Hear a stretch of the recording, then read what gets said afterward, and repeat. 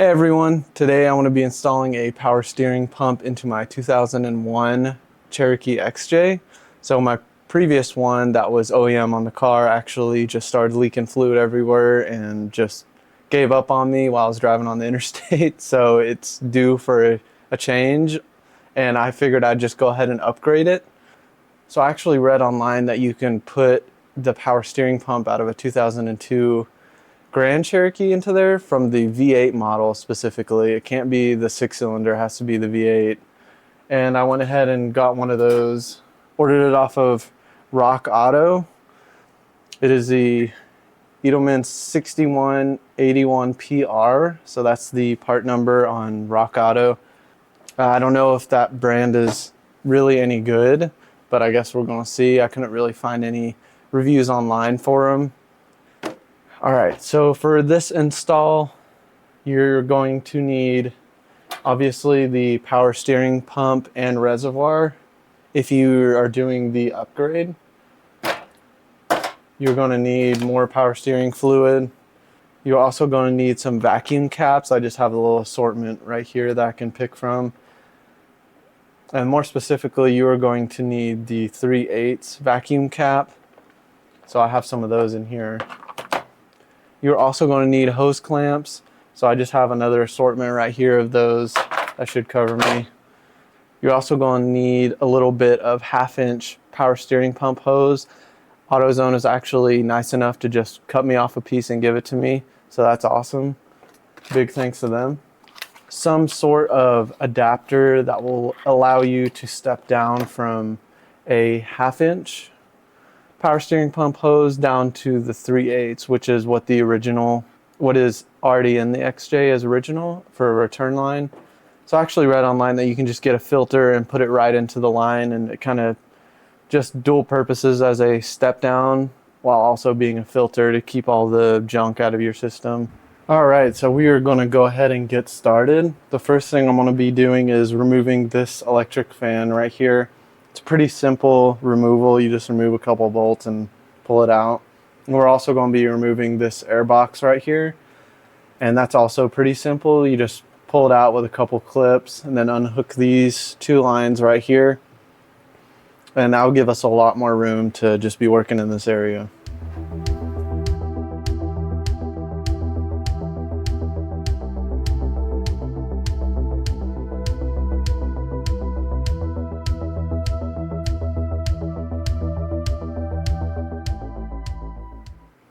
And before we pull the pump out, we have to take the serpentine belt out, which just requires you loosening this little wheel, the tensioner wheel that's right below the power steering pump pulley down here. And I believe that's a 15 millimeter.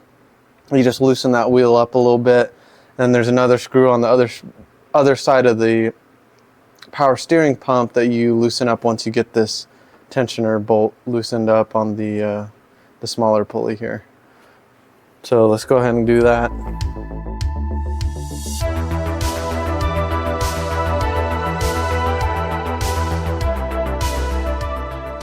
All right, so now that we got the pulley secured with a bungee cord, we're going to go ahead and start pulling the pump out.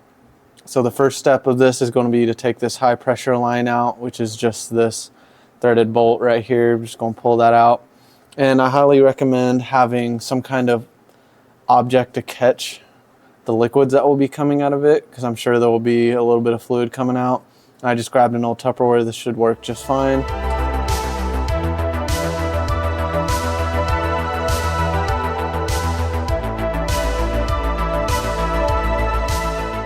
All right, so we went ahead and took the high pressure line out. Next, we're going to get these 12 millimeter screws out. There's 3 of them in total, and you're going to use the holes in this pulley right here to take them out. So you'll need a little bit of an extension.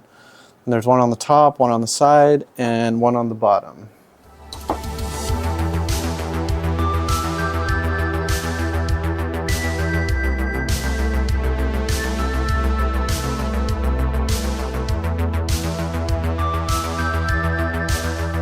Alright guys, so I went ahead and loosened up this third bolt here, which is the last one before the pump just falls off.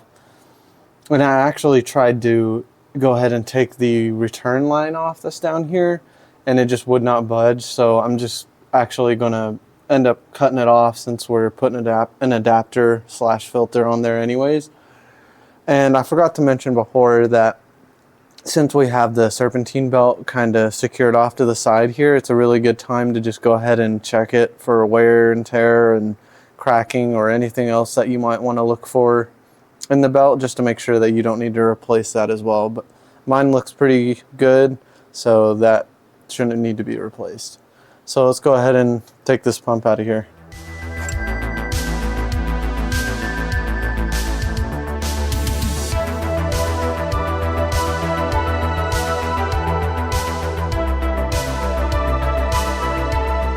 Alright guys, so now that we got the old power steering pump out, we're going to go ahead and set up the new one so it'll work with the XJ. So the first thing that we got to do is remove a small fitting that is located right behind the pulley. So this fitting that comes with the 2002 WJ pump is actually much bigger than the one that is for the XJ, so we have to remove this fitting and replace it with the fitting that's in the old pump. So don't throw out your old pump just yet. Wait until you get the fitting out and replace. So before we get that fitting out, we actually have to remove the reservoir off of the pump. Alright guys, so before we take this reservoir off, I just want to be a little bit more specific on how you take it off. So there's a little tab right there. I don't know if the camera's focusing on that, but you kind of have to stick like a flathead or something like that in there and pull it up. And then you just kind of have to jimmy it off.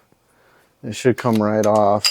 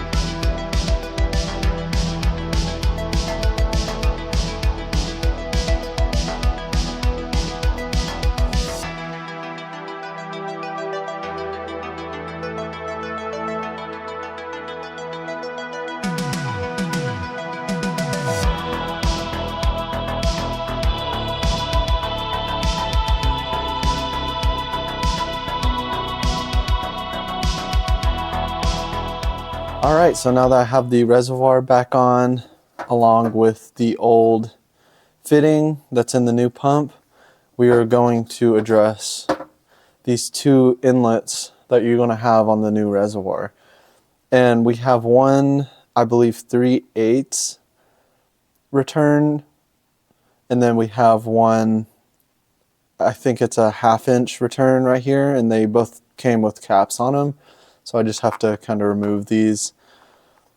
But you don't want to use the 3/8 return, which is what will fit the original return line that's already in the XJ. That's why we have the 1/2 inch hose, because we're going to actually be using this 1/2 inch return and then using this filter that I have as a adapter to go from 1/2 inch to 3/8. And the reason you don't want to use the 3/8, I've read online that it will cavitate really badly. So actually using the bottom one will just work a lot better and keep you away from those problems. So let's go ahead and stick a vacuum cap on this 3/8 and then put a hose clamp on it and get to work on this 1/2 inch.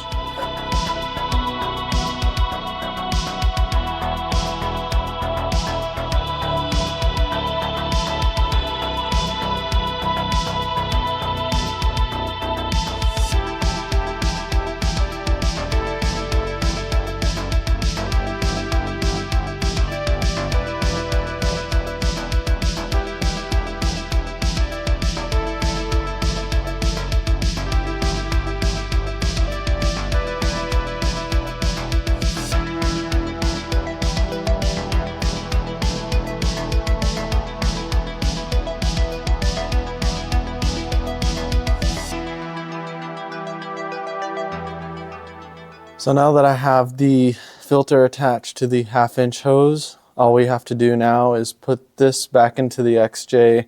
It's just going to be as simple as attaching the pump back in the original place with these 3 screws that we took out earlier, and then putting the high pressure line on, and also attaching the 3/8 return line to this filter, and we'll be good to go.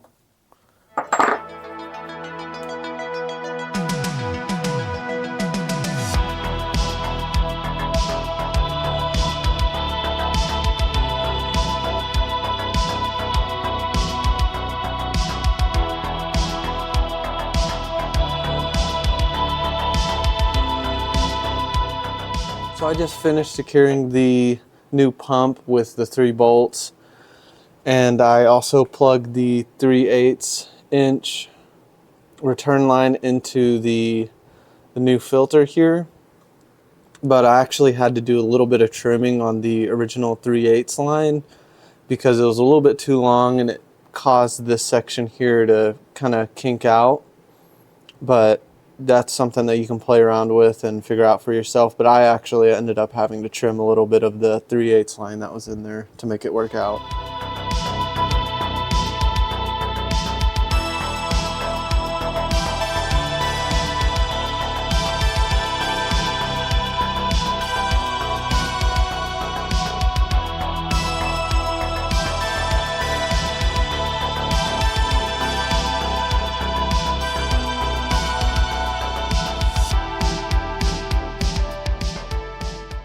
Now that I have put the air box back in along with the electric fan, now is a good time to make sure that you redid all your connections correctly. Just check the alignment of the belt, the tension of the belt, and just make sure you plugged in everything correctly so nothing goes wrong. And now we're going to jack up the front of the car so we can start putting fluid in here, and we're going to be able to turn the wheels back and forth with them off the ground, and that'll help get the fluid through the system, and we'll just keep topping this fluid up as it works itself around the system.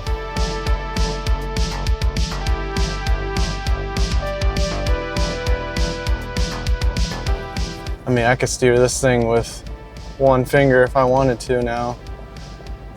In the old pump, I definitely couldn't steer it with one finger if I wanted to. So that's extremely nice. Everything feels to be in order. No weird noises anymore after I've driven it for about a minute. Hey guys, thanks for watching again. I really appreciate it. Feel free to like and subscribe if you gained any valuable information from this video. And please let me know in the comments if there's anything I could have done better. I'm sure there was, but this is my first time doing this, so please understand. But I guess we'll see you next time.